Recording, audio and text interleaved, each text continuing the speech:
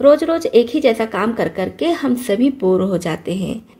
तो क्यों ना कुछ अलग किया जाए, कुछ हट के किया जाए, जिसमें समय भी कम लगे और हमारा काम भी बहुत आसान तरीके से हो जाए।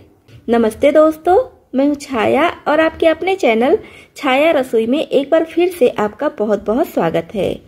हमेशा की तरह फिर से आपके लिए बहुत यूजफुल टिप्स एंड ट्रिक्स लेकर आई हूँ, जिससे आपका काम करना काफी आसान होगा, आपके समय और पैसे भी बचेंगे।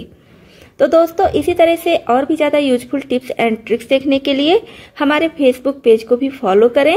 साथ ही साथ कमेंट बॉक्स में लिखकर जरूर बताएं कि इस चैनल का वीडियो आप किस शहर या फिर किस गांव से देख रहे हैं।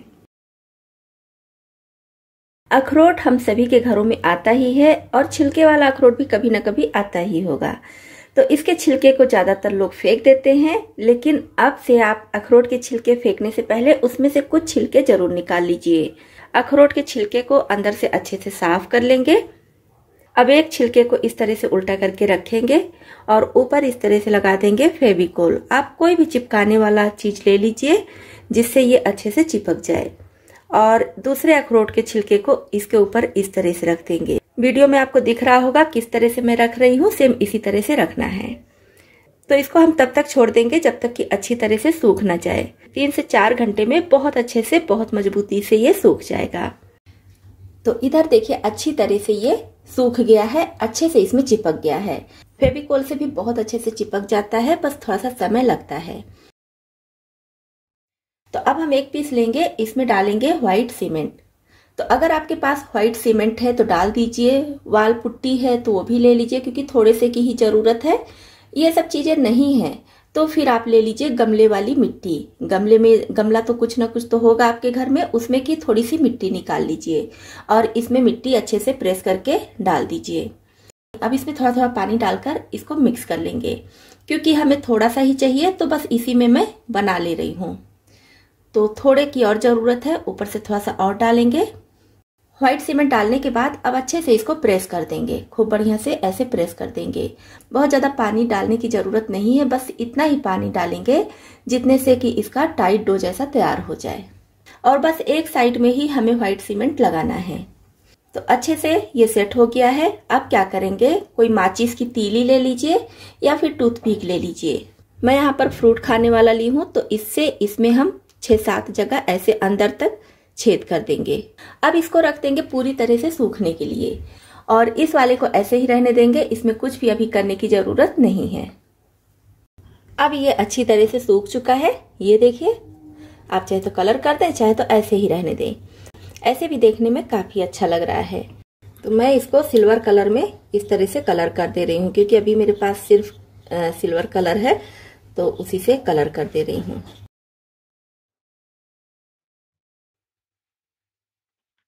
तो ये हम बनाकर तैयार किए हैं धूप बत्ती होल्डर। इसमें हम धूप बत्ती जलाकर रखेंगे, और ये बनाए हैं अगरबत्ती होल्डर। और ऐसा नहीं है कि धूप बत्ती पूरा जलेगा तो ये लकड़ी का है, ये भी जल जाएगा, क्योंकि धूप बत्ती जब भी आप जलाती होंगी तो देखती होंगी थोड़ा सा बच जाता है, पूरा कभी नहीं जलता है। लेकिन फिर भी अगर आपको डर लग रहा है तो नीचे कोई चीज रख दीजिए छोटा सा, या तो फिर इसमें भी व्हाइट सीमेंट लगा दीजिए। तो यह हमारा धूप बत्ती होल्डर और अगरबत्ती होल्डर फ्री में बनकर तैयार हो गया है। 1 भी रुपया नहीं लगा है, और देखने में भी बहुत अच्छा लग रहा है।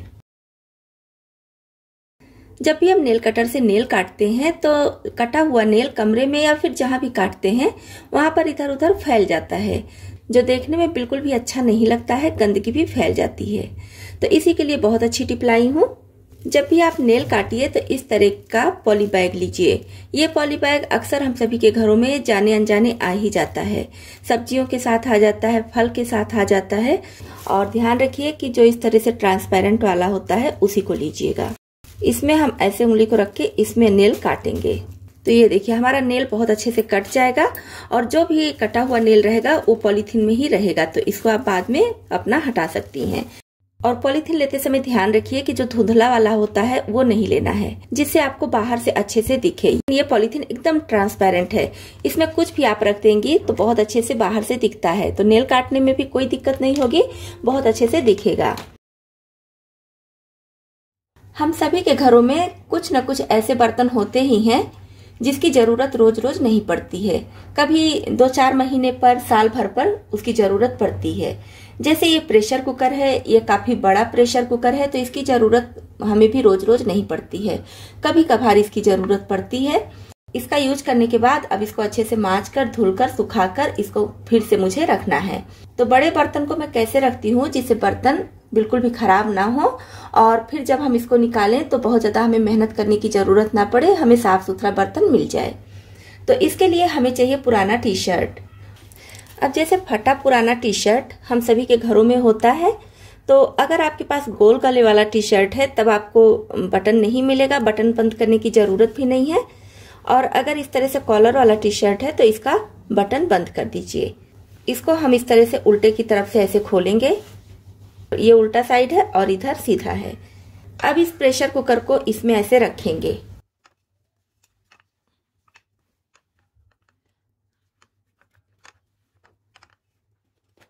कुकर में एक साइड का पकड़ने के लिए होता है, इसको आप चाहे तो आस्तीन से बाहर निकाल दीजिए, लेकिन फिर ये भी गंदा होने का डर है तो मैं इसको निकालती नहीं हूँ। इसको ऐसे इसी में एक तरफ की आस्तीन को लेंगे, इसको अच्छे से फोल्ड करते हुए इसके अंदर डाल देंगे। अब ये भी गंदा नहीं होगा। सेम इसी तरह से इधर का भी है। आप चाहे तो इसको बाहर निकाल दीजिए, लेकिन मैं इसको भी बाहर नहीं निकालती हूँ। इसको अच्छे से इसी में करके आप चाहे तो यहाँ पर इसको फंसा दीजिए, लेकिन मैं यहाँ पर रबर बैंड लगा देती हूँ, क्योंकि इस प्रेशर कुकर की जरूरत रोज रोज नहीं पड़ती है, काफी दिनों के बाद कभी कभी जरूरत पड़ जाती है। तो इसलिए मैं बहुत अच्छे से रखती हूँ जिससे ये गंदा ना हो, और जब निकालूं तो बहुत ज्यादा सफाई भी करने की जरूरत ना पड़े। अभी ये बचा ऊपर का भाग।